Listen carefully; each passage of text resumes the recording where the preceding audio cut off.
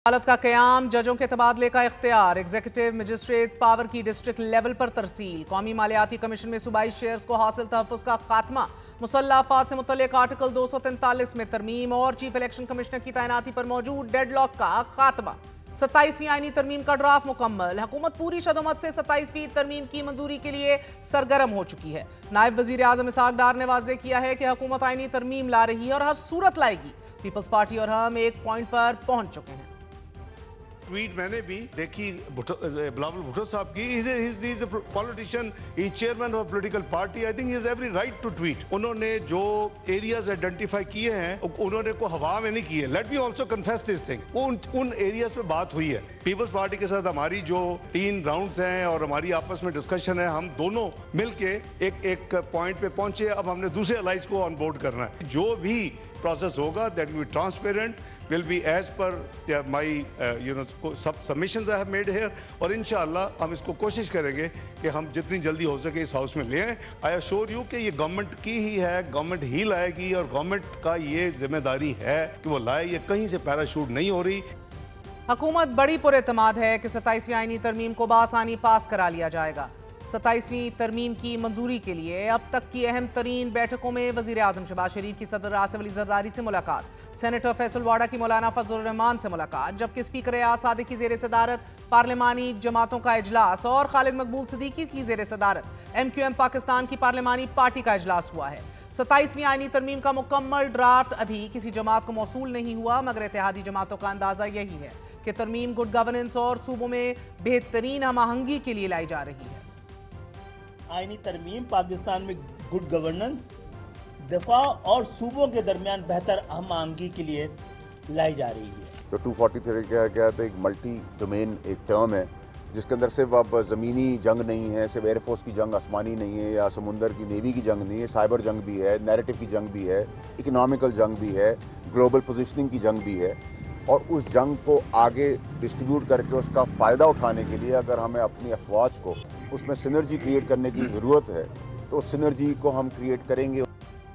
27वीं आईनी तरमीम जुमे को सेनेट में पेश किए जाने का इम्कान है और उसी दिन सेनेट की कायमा कमेटी के सपुर्द कर दी जाएगी। 8 और 9 नवंबर को सेनेट कमेटी तरमीम पर गौर करेगी, जबकि ये 10 नवंबर को सेनेट में पेश कर दी जाएगी।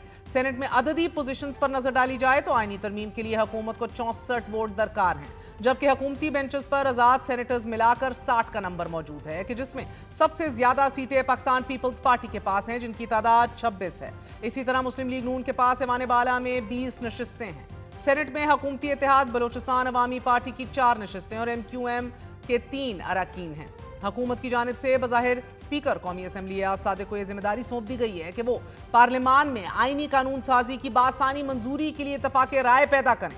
तहम तहरीक इंसाफ ने इस तरमीम को मुस्तरद कर दिया है और तहरीक इंसाफ के रहनुमा असद कैसर का यह कहना है कि तरमीम के खिलाफ अगर पीपल्स पार्टी खड़ी हो तो हम उनसे बातचीत करने के लिए तैयार हैं। PPP से अब भी उम्मीद है कि आइन और NFC अवार्ड की बहाली के लिए किरदार अदा करें। राबिता हुआ ना हमारे साथ कोई मुसव्वदा शेयर हुआ, ना हमारे साथ किनके किसी मुसव्वदे शेयर करने की ज़रूरत समझते हैं। आईनी तरामीम ऐसे नहीं हुआ करती। 27वीं आईनी तरमीम का जो पेंडोरा बॉक्स जो है ना खोला गया है, जो बिलावल का ट्वीट आया है, तो हमें इसके ऊपर भरपूर तरीके से तशवीश है और हम समझते हैं कि पीपल पार्टी इस गेम में बराबर की शरीक है और एक टोपी ड्रामा हो रहा है।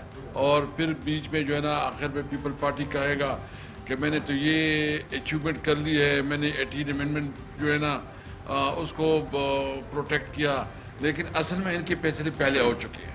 27वीं आईनी तरमीम के इज़ाए तरकीबी देखी जाए तो एक बड़ी पेशरत कौमी मालियाती कमीशन से मुतल्लिक होगी।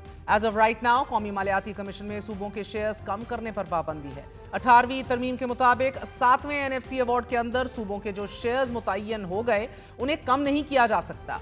उस वक्त सूबों के हिस्से में कौमी मालियाती कमीशन ने 52.5% हिस्सा मुकर्रर किया था कि जिसमें आईनी तरमीम के बगैर कमी नहीं की जा सकती। गोया 18वीं तरमीम के तहत सूबों के इख्तियारात बढ़ा दिए गए थे और फंड्स मुकर्रर कर दिए गए थे। 27वीं आईनी तरमीम में सूबों के इख्तियारात और फंड्स की मुंतकली का नए सिरे से अब तयन किया जाएगा। सवाल यह है कि 27वीं तरमीम के लिए दी जाने वाली तजवीज़ में 18वीं तरमीम का रोल बैक शामिल है कि जिसकी पीपल्स पार्टी हर वक्त मुखालिफत करती आई है। क्या इस जमात के लिए आसान फैसला होगा कि जिस जमात के लिए 18वीं तरमीम की मंजूरी सियासत की सबसे बड़ी अचीवमेंट है, पीपल्स पार्टी बारहा 18वीं तरमीम से 1 इंच पीछे न हटने का ऐलान कर चुकी है, जबकि हुकूमत का मौकफ है कि एनएफसी अवार्ड का जायजा लेना, इसको रिविजिट करना एक हकीकत पसंदाना जरूरत है। कमजोर सूबाई टैक्स वसूली, आबादी पर मबनी फॉर्मूले की खामियां और वफाकी मालियाती दबाव इस बात के मुतकाजी हैं कि एनएफसी की अस्सिर-ए-नौ वजाहत की जाए। यह अमल सूबाई खुद मुख्तारी वापस लेने के लिए नहीं बल्कि मालियाती इस्तेहकाम के लिए मुतवाज़न इस्लाह के लिए है।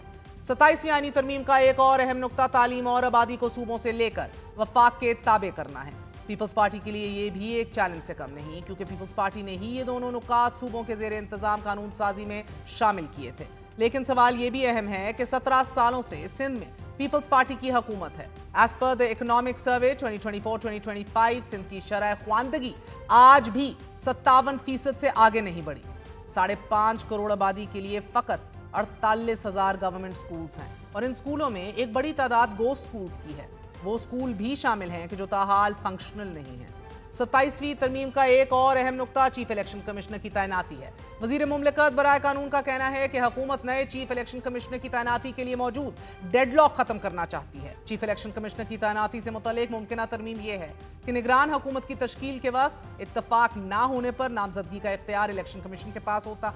मुमकिना तौर पर हुकूमत चीफ इलेक्शन कमिश्नर की तैनाती में ये इख्तियार सुप्रीम कोर्ट के चीफ जस्टिस या फिर मुमकिना तरमीम के जरिए आईनी अदालत के क़याम के बाद आईनी अदालत के चीफ जस्टिस को देने का इरादा रखती है।